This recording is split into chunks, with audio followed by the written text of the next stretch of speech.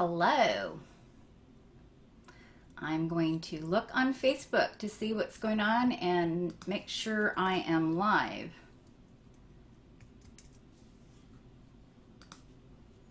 Since Mercury's still retrograde.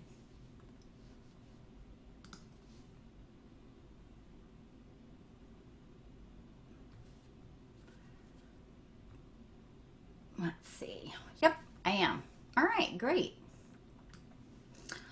Well, hello and welcome to Shadow Work Discussions number 16. I am Rebeca Eigen. I'm an astrologer and relationship alchemist in Houston, Texas, and my specialty is helping you do shadow work, which is going into your own unconscious and bringing to consciousness what is hidden from you. And second, through using your astrological birth chart, I help you to understand the inherent archetypes that you have since birth. And today I want to talk about what Jung called active imagination. And this book, Inner Work by Robert Johnson, is the best book on shadow work. And I have right here associations for dream work, because it also has a whole lot in here about dream work. So it is a very valuable book, and Robert Johnson is a very famous Jungian analyst who is deceased, and he is also the author of Owning Your Own Shadow, He, She, and We, Understanding the Psychology of Romantic Love, and many other books, and I've read them all. They're all excellent. So I highly recommend this book, Inner Work. And because we are all so much more than we know about, than we consciously know about, a lot of our being is unconscious. And so Carl Jung says that what we know about ourselves is like the tip of an iceberg. And you know it's true because you might be driving somewhere and suddenly a fantasy comes up or some kind of story, and you are lost in thought and you're driving along, and before you know it, you're there and you don't remember at all how you got there. So who drove you there? Well, your unconscious drove you there. It has all kinds of stuff inside that we're not consciously thinking about all the time. But in shadow work, one of the things that can happen is we might feel a huge charge about something that somebody said or did, and we will blurt out something childlike or caustic in response angrily to that person. And later we may even say to ourselves, what got into me? Or what on earth came over me? What was that all about?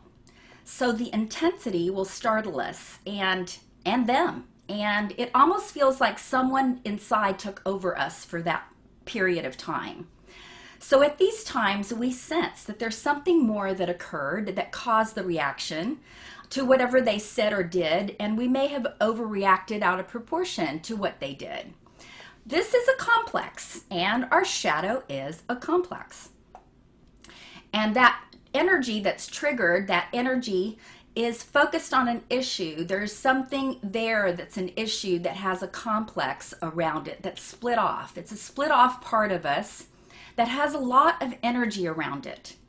And Jung said the bigger our ego, the bigger our shadow. That's formed in compensation because of this compensatory factor in the psyche that compensates for us when we're out of balance. So because these parts are hidden from our everyday conscious life, we can only become aware of our shadows that are running us from below when we do shadow work. So, or when we act out this way, that's a way to stop ourselves and go inside and say, what does that mean? What was that about? So below the threshold of our conscious awareness, there's a lot of us that we don't know about that are split off. They're split off parts. And as Robert Johnson says in this book, out of sight, out of mind. So our unconscious wants us to see all of our parts, and these are both positive and negative, as we are all a combination of both. And we need to be aware of all of it, not just the light parts of us, but also the dark hidden parts of us that can be sabotaging us and our relationships. And archetypes are universal in that we all have all of them, but we each have our own very unique combination based on our astrological birth chart, the time, place, and date of where we were born. The longitude and latitude is important. And that blueprint is the blueprint of our psyche at birth, the archetypes that we inherited. And of course, our environment, our parents, our society, our culture, also contribute to the character that we are, our biology. And that also contributes to who we are. But these archetypes that are inherent in us from birth give us an amazing tool through astrology to know ourselves better. But even when you know your astrology, it still takes a lifetime to see how all of these are interacting inside of you in the different ways, because you really don't see them until you're in relationships with other people. And that's why the mirrors that they present to you are very important to us all the time. So as I've said it before, and I've said it again, as above, so below, as within, so without. So our environment is showing us constantly, mirroring us to us what is going on inside of us. And it's interesting that when you're about to do a talk on active imagination, which is a lot like dream work, that you have a dream the night before. But I won't tell you all the dream, but it was interesting to me that the unconscious was working with me last night as we were preparing for this. So one of the ways to work with our unconscious is to do what Jung called active imagination. And it's called active imagination because it's intentional, and it's between our conscious ego and our personal unconscious. Now, Robert says in this book that we have to take precaution, and he suggests that we ahead of time make sure that there's somebody available to us that we can call in case we become overwhelmed by what comes up through our imagination and we can't cut it off. Now, I've not had this experience, but maybe it's because I've been doing this work for so long, but maybe others have, so I thought I'd mention it. Because I do agree with him that our unconscious is powerful and we have to respect it and protect ourselves from becoming overloaded. And at first, when we're doing active imagination, which is talking to ourselves, we'll feel like I'm just talking to myself, and we are. But we will soon see that when we begin, that images will come forth, and people and even voices will say things to us in our head that we will hear, and we will start writing these things down. So even an animal can come to us and show up in our imagination and have something to say to us. It's interesting to do this. It really is. Now, he also warns against doing active imagination about someone that you know personally, because then you can get confused whether you talked with them or whether you've talked with yourself about them or through them. So it's not a good idea to try to work out an issue with another person through active imagination. I suggest that you go directly to that person and talk to them about it. What active imagination is essentially for is entering into a dialogue with your own unconscious so that you can meet the different parts of yourself that live inside of you. These autonomous parts that are there have their own ideas, their own attitudes, their own feelings, and have a life of their own. And they are living inside of you. I remember the very first time I realized this, exactly where I was, walking down the driveway at my other house in Bear Creek. I had just read Memories, Dreams, Reflections and started having a voice talk to me as I was walking, and then I knew there is somebody inside of me I don't know. What did that mean? So active imagination can get you started to talk to these different parts and bring more to your own awareness about what's going on in the unconscious. Because as Jung said over and over, what's unconscious is unconscious. We don't know about it. And it behooves us to learn more about it and bring more of it to our awareness. So active imagination is how you can do that. This way you get to learn about your inner world and what it wants to say to you. And you'll be surprised that often they're, as he said, they're compensatory, so they're contrary to what you believe or what you are identified with or what is true for you. So they can offer you another viewpoint to consider. As you do this, you'll find that sometimes they can even be helpful in helping you make decisions. And help you become aware of things you didn't know. And once you start doing active imagination and listening to your own unconscious will talk to you even as you get into the car and start driving. I had this experience just a couple of weeks ago at the Venus retrograde talk. I was really sitting there thinking, oh, I didn't have all this stuff come up for me like all these people here in this room. And I was thinking that, and I was kind of like stuck on that.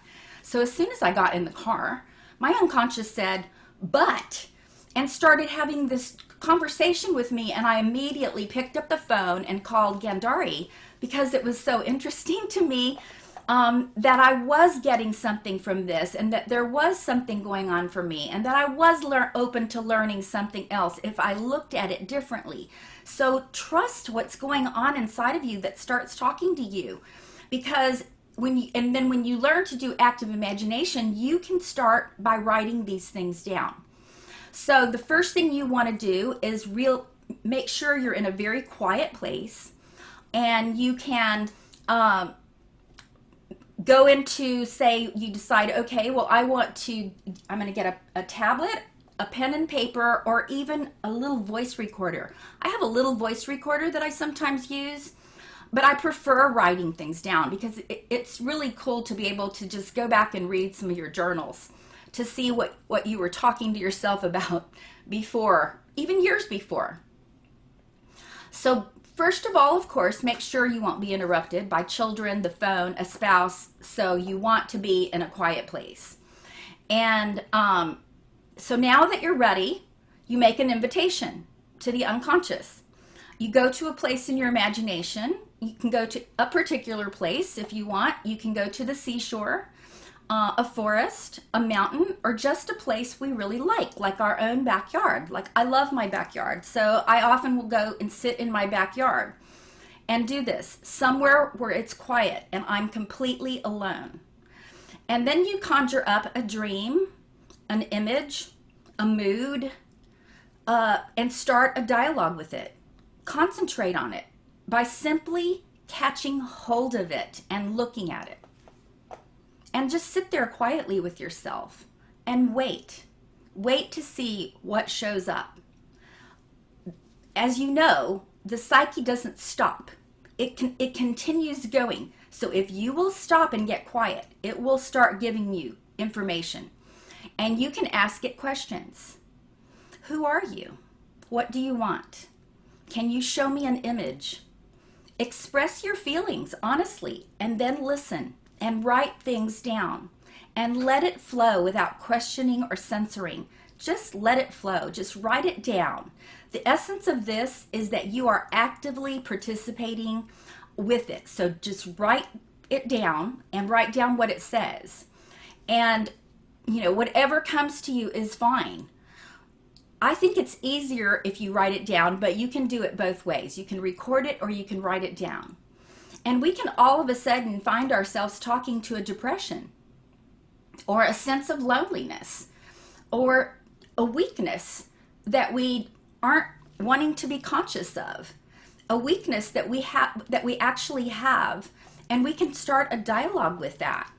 So don't censor whatever comes up, because when we honor that and listen to it, it will continually give us more information. And we will find that our best friend is our inner world and what Jung called the imago Dei, the self in us, because the self really, really wants us to be whole and wants us to see our whole self. Jung said it is exactly where you feel the most frightened and where you're the most in pain that your greatest opportunities for personal growth are. So don't judge yourself and don't analyze it. This is between you and God. No one else has to read it. So you can misspell your words and you can write like chicken scratch real quickly or slowly or whatever you want to do, but write. I'm going to read something from Mysterium. Did I bring it in here? I didn't. Mysterium Coniunctionis, which is a very thick book. I showed it to you all a week ago, or the week before. I showed it to you all. I typed it out here so that I could read it, and because it's tiny, and so I wanted to be able to read it. Okay, so he says, and this is paragraph 706, and I shared 2 of the parts of this paragraph on Facebook for the last 2 days. This process can take place spontaneously or be artificially induced. In the latter case, you choose a dream or some other fantasy image in the mind by concentrating on it, simply by catching hold of it and looking at it. You can also use a bad mood as a starting point, and then try to find out what sort of fantasy image it will produce, or what image expresses this mood. You then fix this image in the mind by concentrating your attention. Usually it will alter, as the mere fact of contemplating it animates it. The alterations must be carefully noted down all the time, for they reflect the psychic processes and in the unconscious background, which appear in the form of images consisting of conscious memory material.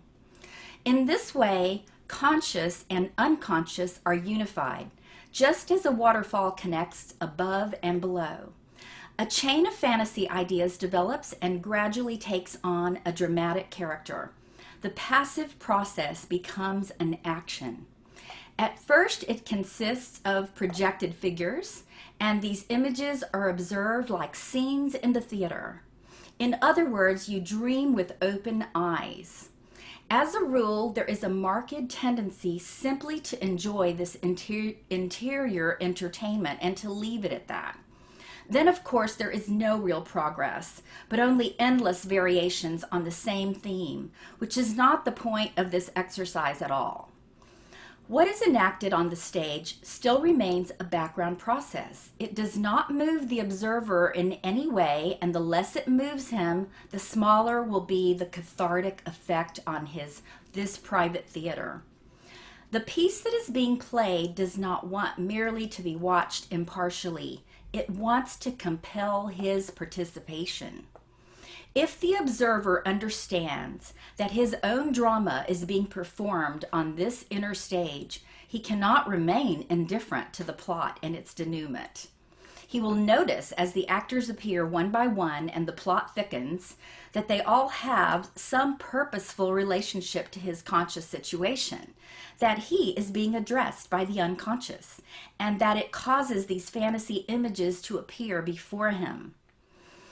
He therefore feels compelled or is encouraged by his analyst or himself to take part in the play, and instead of just sitting in a theater, really have it out with his alter ego, parentheses, i.e. his shadow. I wrote that. For nothing in us ever remains quite uncontradicted, and consciousness can take up no position which will not call up somewhere in the dark corners of the psyche a negation or a compensatory effect, approval or resentment. This process of coming to terms with the other in us is well worthwhile, because in this way we get to know aspects of our nature which we would not allow anybody else to show us, and which we ourselves would never have admitted. It is very important to fix this whole procedure in writing at the time of its occurrence, for you then have ocular evidence that will effectively counteract the ever-ready tendency to self-deception. Only in this painful way is it possible to gain a positive insight into the complex nature of one's own personality. So you begin to talk to them and they talk back to you. So that's what Carl Jung has to say. So some people will say, how do I know I'm not making all this up? Well, you are, but you'll be surprised and sometimes in total awe of what comes out of you. And you can even use a worry, something that you're very worried about, and go into an active imagination and dialogue with your inner world to find out where it stems from, where did it start, did it begin at another time and place, and chances are it did. Or that you're making mountains out of molehills, and it will tell you that. So you begin to talk to yourself, and it talks back. And you can even look at something that you're compulsive about. Some people have these compulsive, we all have compulsions, but some people have compulsive rituals that they have to do. And those rituals are also something that's coming from a complex.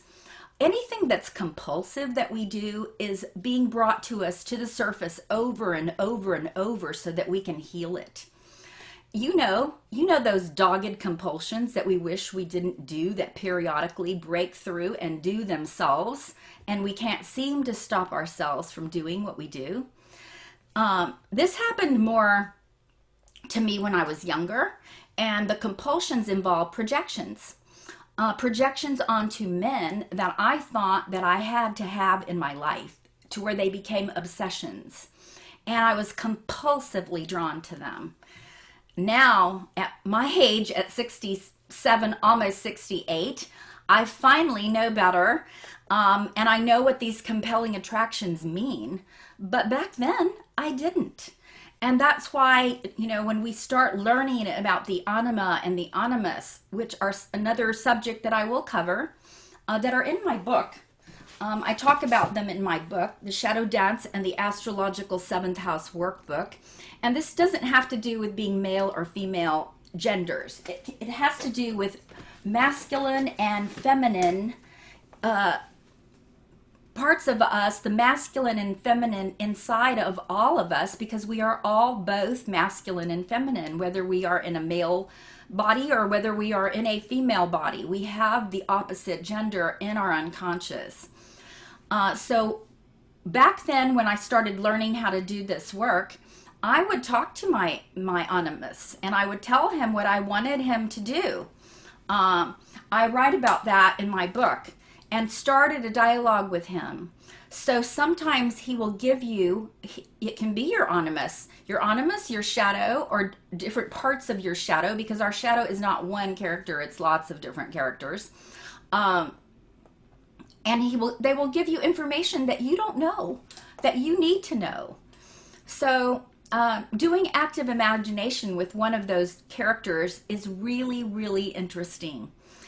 And it will give you a completely new way of perceiving the situation and maybe why you're being compulsive about what you're doing, or that person or that situation or whatever.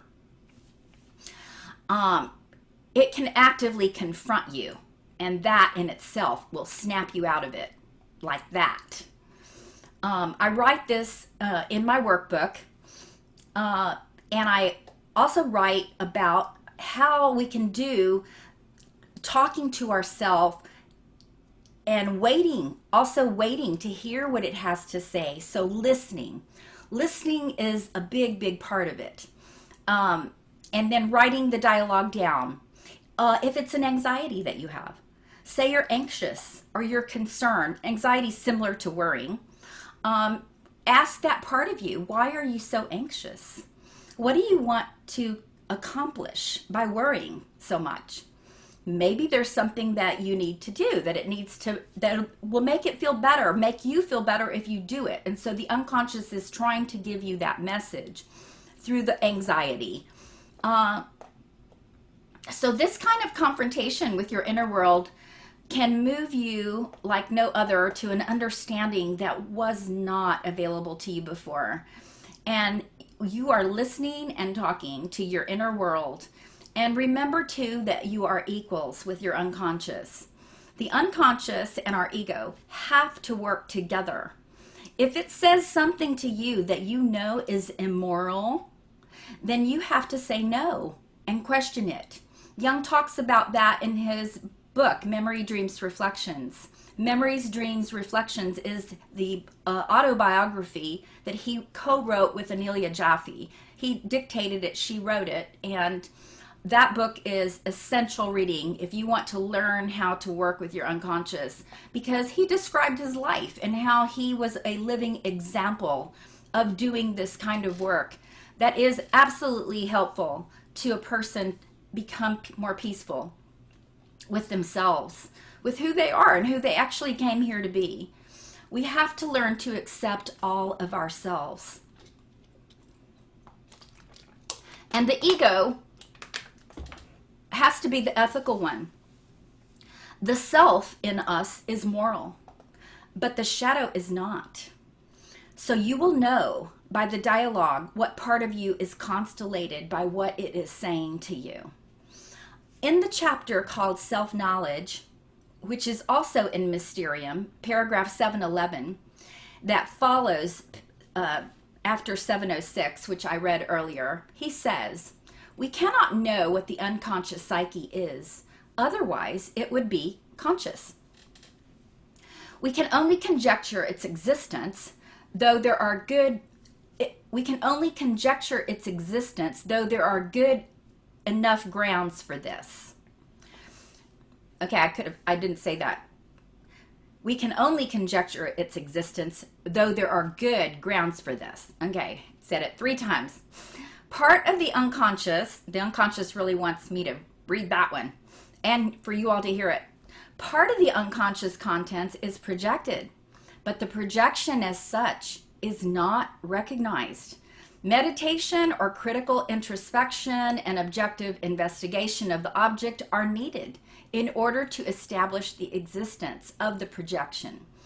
If the individual is to take stock of himself, it is essential that his projections should be recognized because they falsify the nature of the object. And besides, this contains items which belong to his own personality and should be integrated with it. This is one of the most important phases in the wearisome process of self-knowledge. So at first, yes, doing shadow work is very difficult because we will find out things about us that we didn't know and that we didn't want to know either. Like we can see our hypocrite, our manipulator, our liar. Yes, all of our stuff. Trust me, we all have stuff. And we can also see our light. We can project our light onto somebody too when we see them as extremely intelligent, very talented. We can project our light. So it is not negative only, it is both positive and negative. But when something is negative and it scares us, or we're afraid of learning about that part of us because we're afraid that if we learn about that part of us or we accept that part of us, then we're going to act it out all over the place. Well, actually, the exact opposite is true. When you learn about something in yourself, I talk about this in my book. I learned about the cheap part of me. When I learned about that, because I thought I was so generous, that the unconscious had a cheap person inside of me. I didn't want to be cheap, like my ex-husband or them or whoever. It was a very difficult thing to acknowledge that in myself. So it took forever for that to come to my awareness. But once I was able to grasp it and recognize it, then I could choose when I could be frugal because it was necessary and not look at it like cheap, which is just an extreme or a derogatory way of saying, that person takes care of their finances. Maybe you need to learn how to do that too. So that's what the unconscious was trying to give me, was a gift. So whatever that part is that we're afraid will turn into if we learn about it, if it's negative and we think, well, we don't want to become like that, that's where we'll grow. that's actually where we will grow the most, is when we see the parts of us we refuse to see and we project them. So the more that's hidden from us, the more power that has over us. So bringing shadow contents to our awareness are our gifts to ourselves. We can't change anything we don't know. If it remains hidden, it can wreak havoc in our lives. And if it is challenging to you to do this by yourself, it's a process. It is something that you're going to do over a long period of time. This isn't something you're going to do this week. This is something that you're going to make as part of your ontology. It's your way of being in the world. And I do shadow work with people, so I can help you or facilitate you through the process of bringing unconscious content to consciousness and taking you to your astrological symbols. But active imagination, which is our subject, is what you will do by yourself. And that part of you will help you and will speak to you and will start being your partner, as I said. So I would, I do want to remind you, though, I am an astrologer and I will use your birth chart when I work with you, and I can help you with people, situations, or events where you're stuck in the outer world that will be mirroring to you something that's happening in your own unconscious. I had an Oriental woman come to me in a dream, and then later had an active imagination with her. And she also came to me through gifts from other people, through cards that I got in the mail. It was so interesting how the Oriental woman just kept coming to me because she wanted me to help that part of me that wasn't allowing her to be there. And so these are the kinds of gifts that you get from doing this kind of inner work. And I want to say something more about astrology here.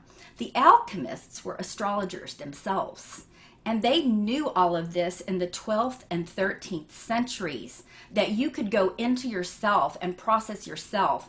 They were working on transforming themselves and becoming more conscious. That's what the alchemists were doing. But they had to hide what they were doing using symbolic images to avoid the Inquisition at the time. That is why the book Mysterium Coniunctionis is full of astrological reference material, and also the book Ion, The Phenomenology of the Self, where he describes the age of Pisces and the Christ archetype, and then our evolutionary movement now, which is into the age of Aquarius. Aquarius is being your own best friend. So sprinkled throughout all of Jung's work is planetary symbolism. And we are connected to the cosmos as one unified organism. And he knew it and described it from his experience. So unless you have an experience of how your astrology can help you understand yourself, you will not be able to ascertain the value of this unique symbolic system. Symbols and symbolic acts heal. Gradually, we do become different. We do change our attitudes. Slowly, we come into places inside of us that we did not even know were there before. The conscious ego does the messages as it enters, does get these messages. Our conscious ego does get these messages as we enter into a dialogue with it on a regular basis. And we enter into the realms of the archetypes when we know that they surround us, that they live in us, and that what Jung called individuation is becoming our authentic self. So that is my talk for today, and I'm going to check in with Facebook to see who all might be there and if anybody has anything they want to say. There doesn't appear to be any questions. You know, guys, that this is called Shadow Work Discussions for a reason. That means that you can actually ask questions of anything that I might have said that you might want to bring up, or even if I don't answer it, like if you're not on the call and you're just watching the video, just put your question underneath that, and I will try to answer it. I mean, I don't promise I'll answer it correctly, but I will try to answer it from what I know. And I also have a YouTube channel, and so in the YouTube channel I also post these, and you will be able to dialogue with me there as well. And my website is shadowdance.com. So I appreciate you liking this and sharing it if you found value in it.